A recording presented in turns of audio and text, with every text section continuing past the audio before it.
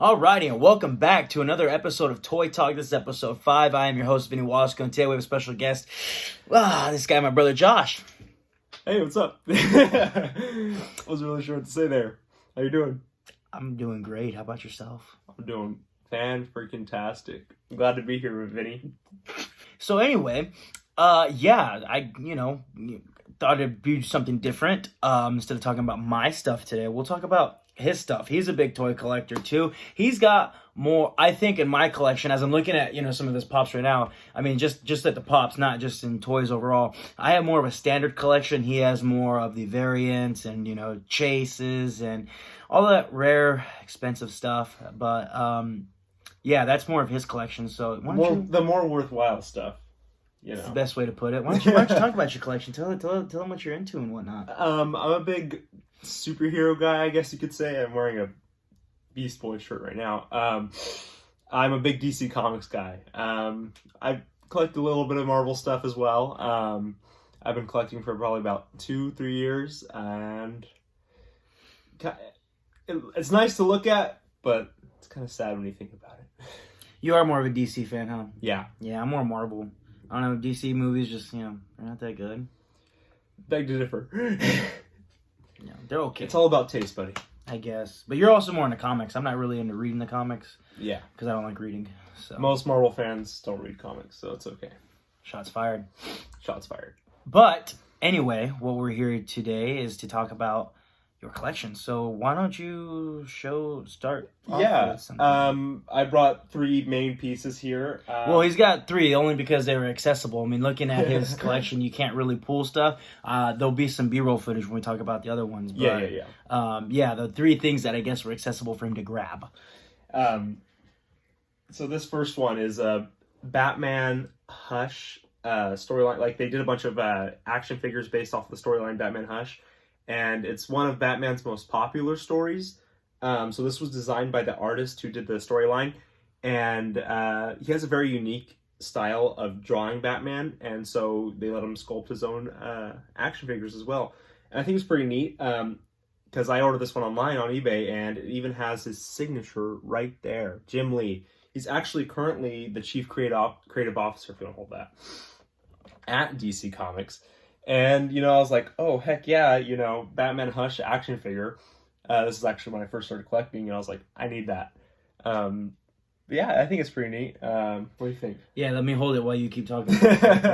No, this is actually, I do like this figure. I remember when we used to get Batman toys growing up. Oh, yeah. This kind of looks like the Batman figure that we had. The one that I had that I remember playing with.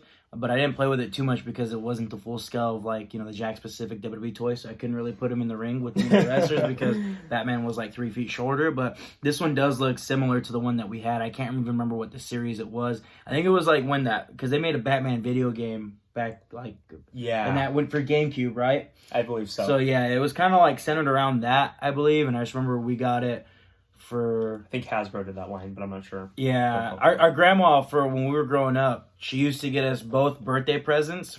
So if it was his birthday, I would get birthday presents. If it was my birthday, he would get birthday presents. So we basically got to celebrate each other's birthdays together. And I remember one time that was one of the presents was, I think it was I just remember it was at Chuck E. Cheese for my birthday. And we got a Batman in that. Part of that, and I don't even remember what happened to it. We got Superman too, but yeah, that one I like because it actually looks very similar to that one that we had growing up. It's got the joint, so it's not like some of those ones where they can't bend their elbows or their knees are stiff or whatever. I like that. It's oriented towards children still, but it's still a nice looking figure. Because I feel like sometimes they sacrifice quality whenever making stuff like that. More accessible for children. And the one I like about that too is that it's more comic book rather than when you see Batman in the movies, he's wearing all black. Mm-hmm. I feel I don't know the Dark Knight trilogy and then Batman vs Superman. I don't know, but I can't recall from the original Batman with Michael Keaton. They had also Val Kilmer and what's his name?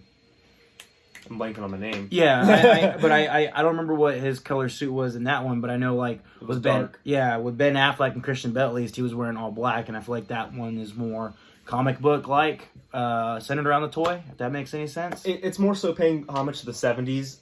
In the 70s, he had a very much like blue kind of colored cape and whatnot, a cowl, whatever you want to call it.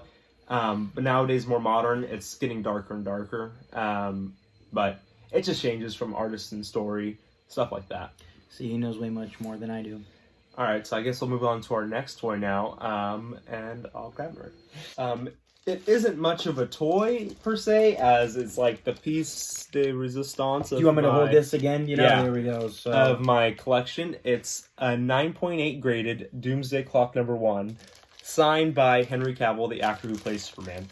9.8, that's a pretty impressive grade. Typically, comics, they get graded at 9.8.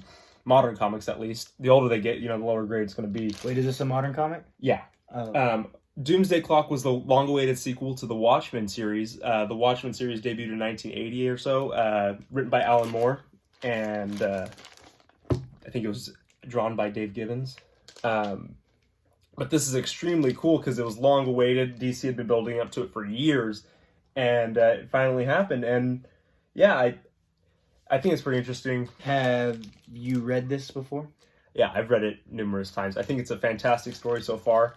It was supposed to have concluded by like over a year ago, I believe, and it still hasn't concluded. The last issue comes out in December, I think, and everyone's going to wait to see what happens. The big bad, well, not bad necessarily, but as, he's just morally unsure of where he stands. Dr. Manhattan right here, he's going to fight Superman, so excited to see that. This being a 9.8 and signed, how much did you pay for it? $250. It was worth it. Henry Cavill has been showing up to Comic Cons less and less following Warner Brothers, pretty much releasing him from the Superman role. And personally, I'm a big fan of his Superman. So were you sad when they released him? Oh, heck yeah. I'm a big follower of the Snyder Cut, if you guys know what that is. It's basically Justice League was taken over after Zack Snyder's death, and he was basically overseeing everything DC movies related. And Zack Snyder, his daughter, passed away, sadly, and so he had to stop production on Justice League. So they brought in a guy from Marvel who did the Age of Ultron. His name is Joss Whedon. And Joss Whedon oversaw Justice League. But in reality, he had changed the entire movie, and they shortened it down to a 2-hour movie. And when in reality, I think Justice League's original cut is supposed to be 3.5 hours long, which is an incredible amount of time. But from what I heard, it's a completely different movie, and I'm interested. I don't know what's going to happen in the movie, but I want to see it really badly. It's just kind of Warner Brothers meddling and trying to change an artistic vision, but you just want to see something like that fulfilled. Sorry, I'm nerding out here talking about it. It's good. I didn't know any about all of that, so that's good knowledge for me and for people who are interested in Justice League. Yeah, and, DC Comics movies. Interesting stuff. Yeah, very interesting. But yeah, 9.8, impressive, right? Very impressive.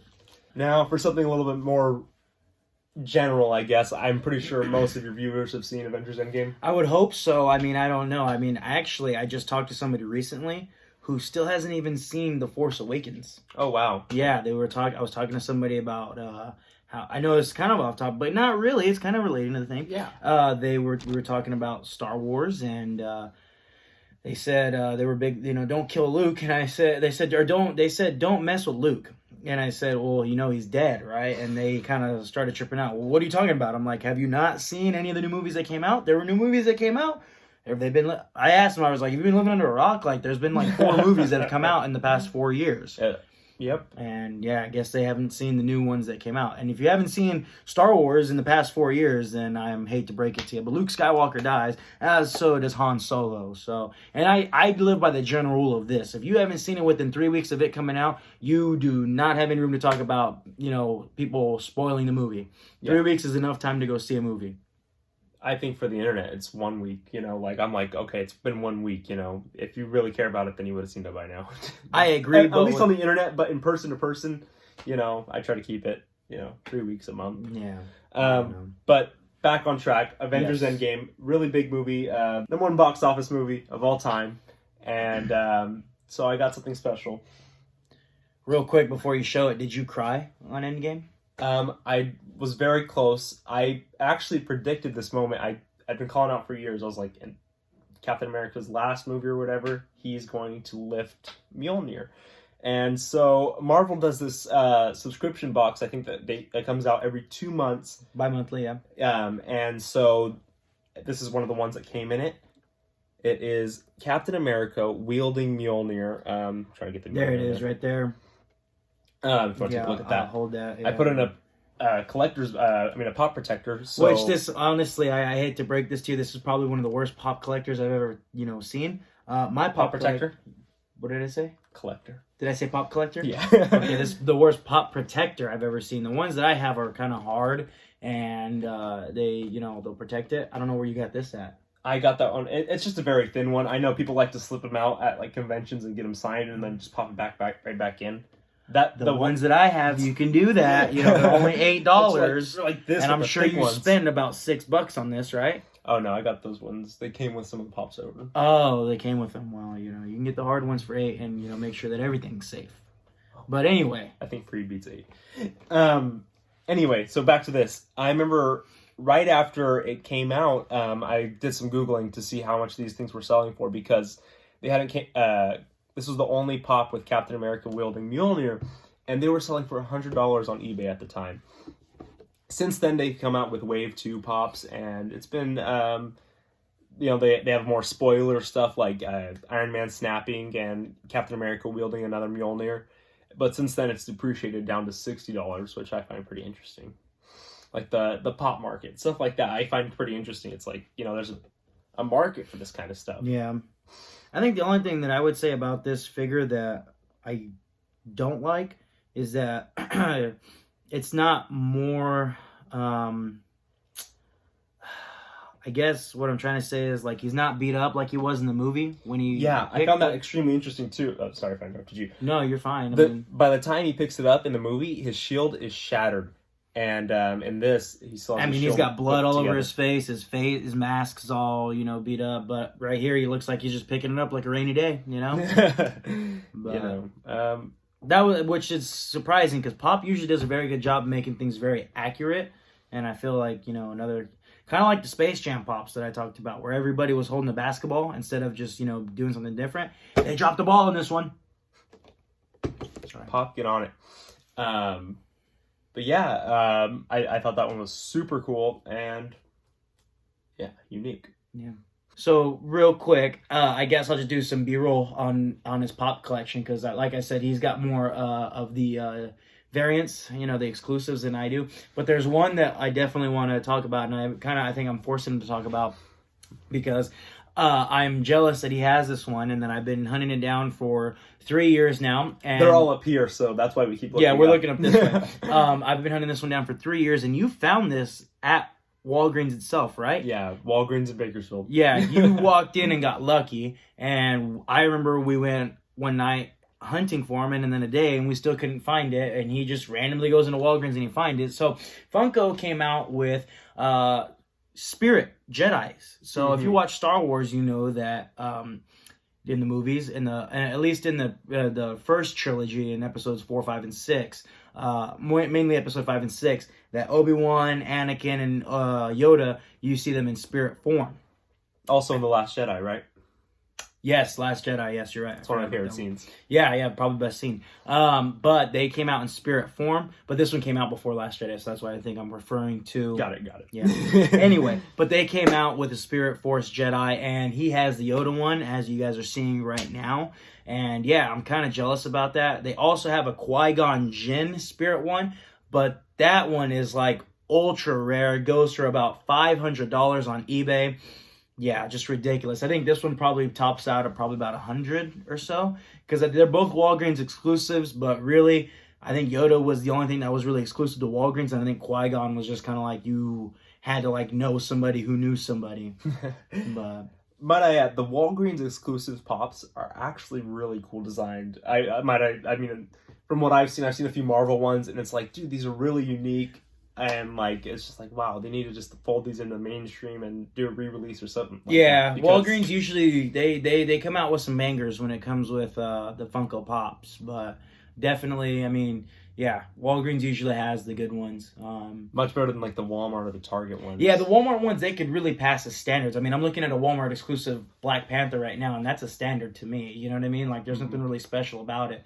And then I think, like, you know, the gold Funko Pops that I got on Black Friday, I mean, those ones could pass as standards, to be honest. I mean, I guess maybe that's cool because they were gold. I don't know if you saw when Force Friday came out, they had the gold. I've seen a few of those. Okay, yeah. Like, so, I've seen all the Marvel ones and stuff like that. yeah, so Walmart, I mean, I guess those ones could pass as exclusives, but I mean, really, they could be standards too. But I mean, that's more of an exclusive than this Black Panther that I'm showing you guys right here on this B-roll footage. But yeah, yeah, I'll just show you guys a little B-roll of his little Funko Pop collection. But that's about it for this video. I don't know if you guys if you have anything else to say.